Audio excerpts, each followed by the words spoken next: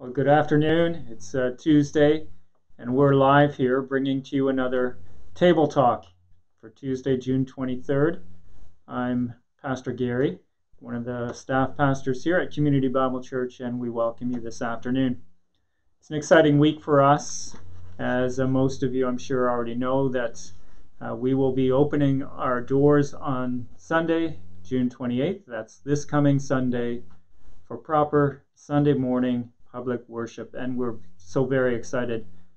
We've taken the last 2 Sundays to do some trial running, if you will, with about 30 to 40 people in attendance just to try out some new required procedures, and we think we have most of that straightened out. So we do hope that you'll feel free to register and come to our service. I do mention the registration part of it because that's an unfortunate reality. I know it feels a little strange to have to register to come to church. We're not used to, we're used to just having the freedom to come, right? But in order to serve all of us best, we're asking you to register. We've got a link to do that on our homepage. And so you can register for this Sunday's, one of 2 Sunday services, 9 a.m. or 11 a.m. We ask that you do that before Friday morning. If you're a guest, if you've been following our table talks and perhaps you don't have a church home or your church home isn't open or you'd like to worship with us, we invite you to do that. Guests are welcome, even though we do have capacity limits. If you register, we'll fit you in. And so we welcome you to join us. I have been taking the past 2 or 3 Tuesdays, and will continue to do so for another probably 7 or 8, going through a book that really is at its core a book on evangelism. It doesn't necessarily present itself that way. It's called The Gospel Comes with a House Key. The Gospel Comes with a House Key. And it is about evangelism because good hospitality is intrinsically linked to good evangelism. Jesus reduced all of the commandments of God really to 2 simple ones: love God and love your neighbor. And so loving your neighbor, of course, is part of being hospitable, doing good hospitality.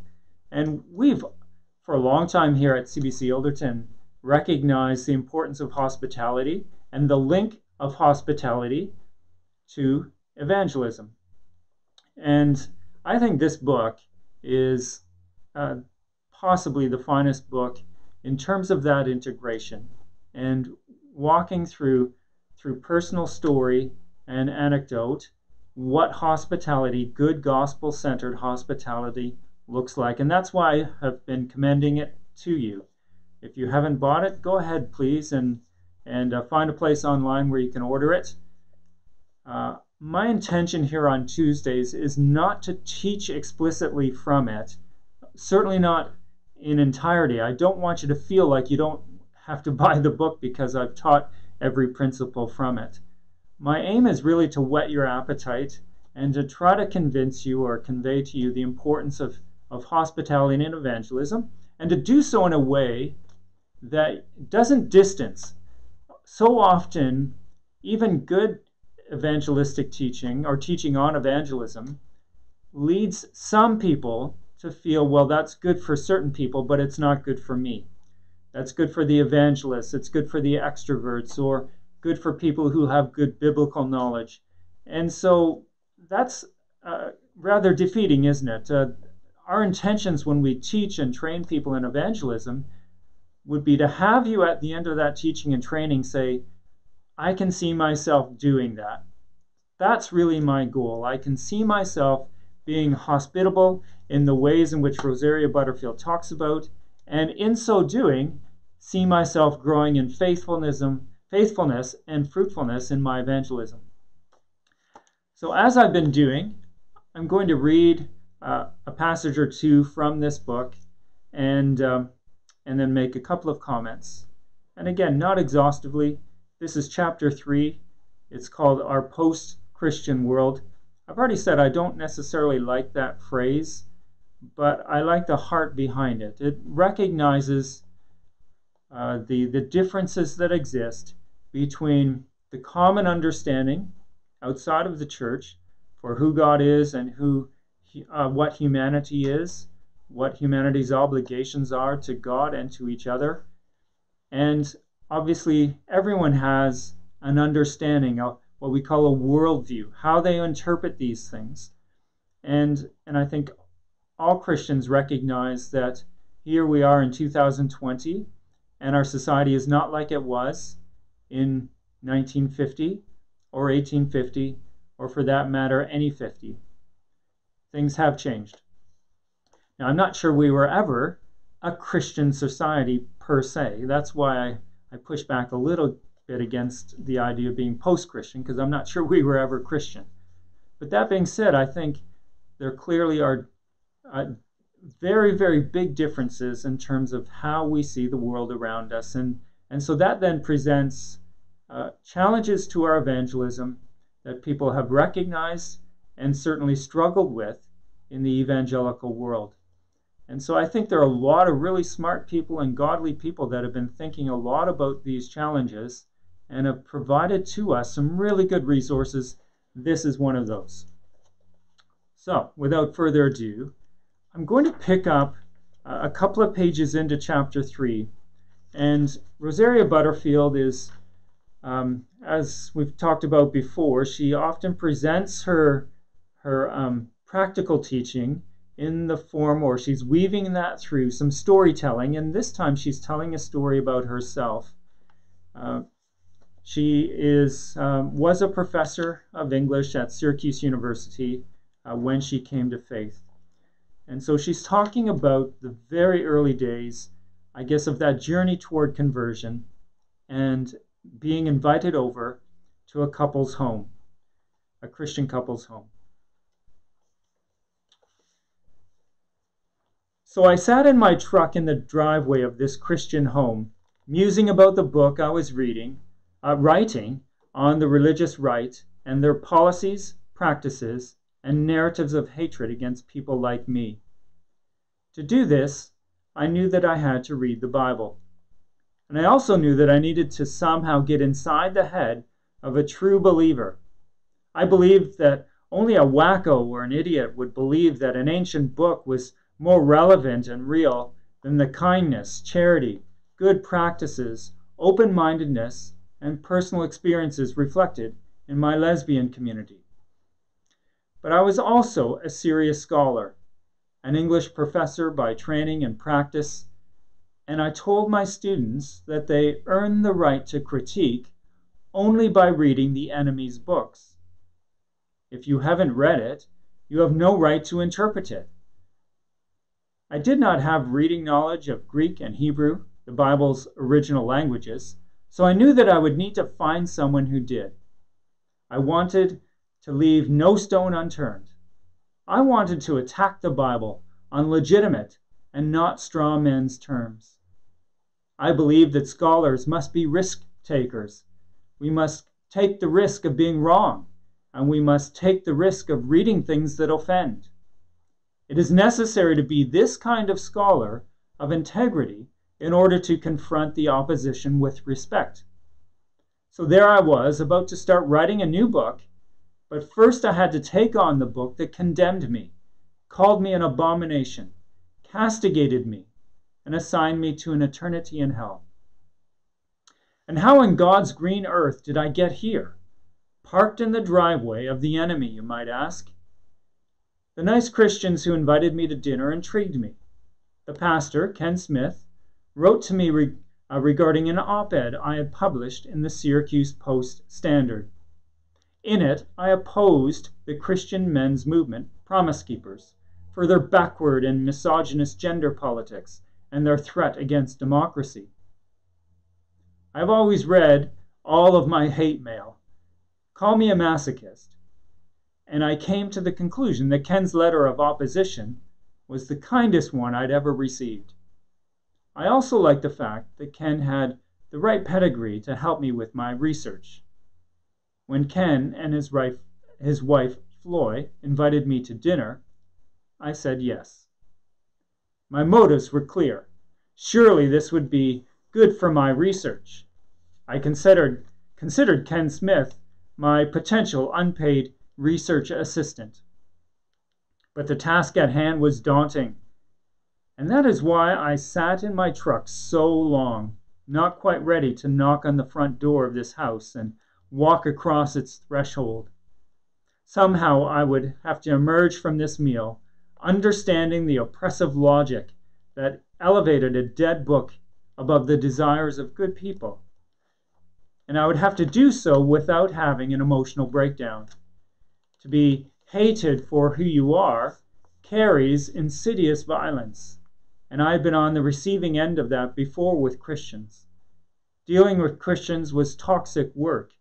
Like deep sea diving, you could stay down there only for so long before the long-term consequences took hold. I wanted to learn why Christians hated me so much, but maintain my integrity with my point of view. The prospect made me sick to my stomach. I breathed hard and hoisted myself out of my truck, nursing a tender hamstring from my morning run. I waded through the unusually thick July humidity to the front door, and I knocked. The threshold to their life was like none other. The threshold to their life brought me to the door, to the foot of the cross. Nothing about that night unfolded according to my confident script. Nothing happened in the way I expected. Not that night, or the years after, or the hundreds of meals, or the long nights of psalm singing and prayer, as other believers from the church and university walked through the door of this house as if no door was there. Nothing prepared me for this openness and truth. Nothing prepared me for the unstoppable gospel and for the love of Jesus, made manifest by the daily practices of hospitality undertaken in this one simple Christian home. This Christian home became my 2-year refuge and way station. Long before I ever walked through the doors of the church, the Smith home was the place where I wrestled with the Bible, with the reality that Jesus is who he says he is, and eventually came face to face with him on the glittering knife's edge of my choice sexual sin. This Christian home was where I wrestled with my sexual identity and where I first dared ask the question, is being a lesbian who I really am, or is it how the fall of Adam made me? Is it my authentic identity, or the distorted one that came through the power of Adam's imputed and original sin, to render my deep and primal feelings untrustworthy and untrue? She goes on to talk about that evening a little bit more, and before heading into some practical practices to have as Christians, she kind of summarizes like this.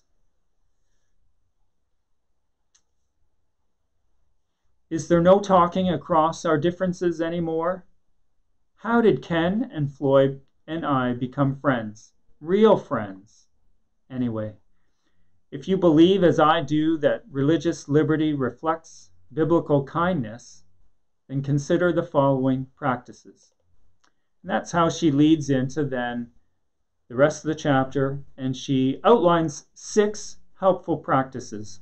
And again, even these practices, I'm not really unpacking them. Some of them I may just give you the heading, but I'm giving you a taste for the kinds of practical thoughts that she's had.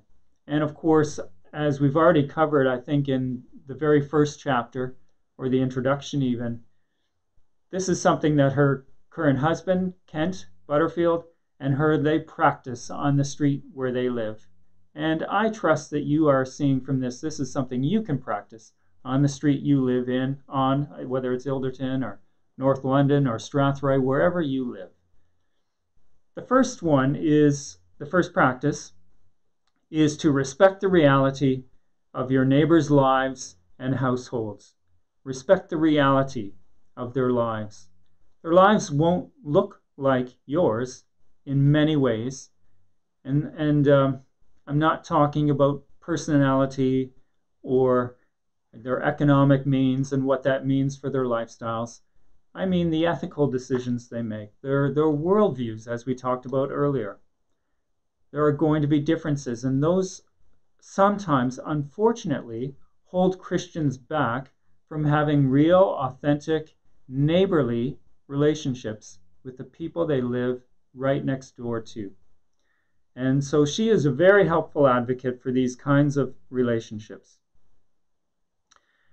I think the point of this, just to summarize the 2 or 3 pages she's got on this point, would be to emphasize that we don't come at real, authentic relationships with our neighbors through external confrontations. And by that, that's not a word or a phrase she has, but I think it's a way of summarizing that sense that we don't come to them by confronting direct confrontation of their external actions, their habits, their worldviews. We come to them in very real ways, though. And so she does, I think, a really good job of differentiating between what is approval and what is acceptance. Approval versus acceptance. So we read of Ken, for instance, the pastor, Ken Smith, that him and his wife Flo helped Rosaria through the early stages of her questionings, led her to Christ. And Ken, I know, made very clear distinctions between being accepting of Rosaria. And he was able to do that because, well, he's commanded to accept her. He's commanded to give her, to grant her dignity by the word of God because she's made in God's image. And so she's worthy of his love and attention and care and concern, regardless of what she believes or what she does. And that's a really hard one for us to walk through. And I think that's where a book or resource like this can really help you sort through some of those challenges that you have, perhaps. How do am I somehow granting some kind of approval of someone's choices and thoughts simply because I have a relationship with him? Well, I would say the Bible witness to that is a clear no. And I think Rosaria has some very helpful hints in that regard. Secondly,